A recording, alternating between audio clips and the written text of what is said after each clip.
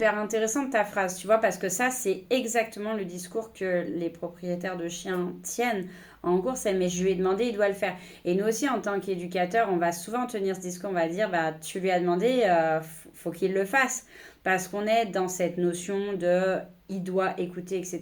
Et tu vois, moi, typique, c'est ce qui rend mon métier difficile pour moi aujourd'hui. C'est que c'est plus, en fait, la façon dont on est censé mener notre travail n'est plus en accord avec ma vision du chien, ma compréhension du chien. Et déjà, bah, quand il se couche pas, bah déjà, pourquoi il se couche pas, tu vois?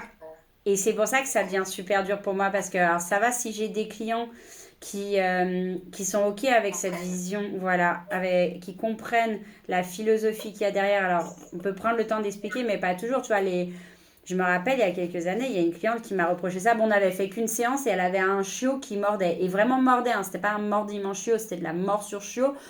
Je lui ai dit, on va peut-être s'occuper de ça en premier, parce qu'après, assis, debout, couché, pas bouger, quand même des priorités dans la vie. Et effectivement, en fait, aujourd'hui, j'ai cette vision de, bah, déjà, si je lui demande coucher et qu'il ne le fait pas, déjà, il y a quoi derrière le fait qu'il ne le fasse pas? Est-ce qu'il a mal? Est-ce que le sol, il est trop froid? Est-ce que peut-être le sol, il est désagréable? Tu sais, quand on leur demande de se coucher dans la neige, ça, c'est un truc, moi, je fais plus en cours, quoi. Ou dans la pluie, ouais, c'est ça. Tu sais, tu demandes à ton chien de s'asseoir ou se coucher dans la pluie. Et maintenant, mes clients, alors surtout dans les cours de socia, parce que c'est un cours beaucoup plus libre pour moi, mais je leur dis, mais qu'est-ce que tu vas lui demander de s'asseoir? Va t'asseoir, toi, le cul dans la flotte, et puis après, tu me dis si tu le demandes à ton chien, tu vois. Et je suis hyper crue là-dedans. Plus facile dans les cours collectifs en socia que dans les cours privés.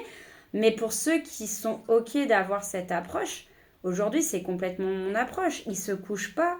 Pourquoi il le fait pas? Va chercher la raison qu'il y a derrière. Est-ce que c'est le sol qui est inconfortable?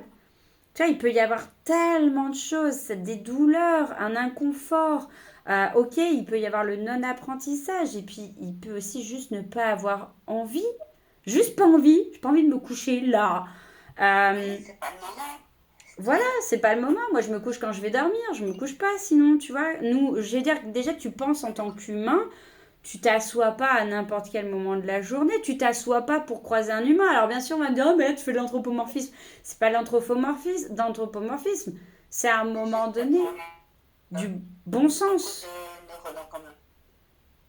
Tu vois, c'est à un moment donné, c'est du bon sens. Tu t'assois pas à n'importe quel moment. Tu t'assois dans des moments spécifiques,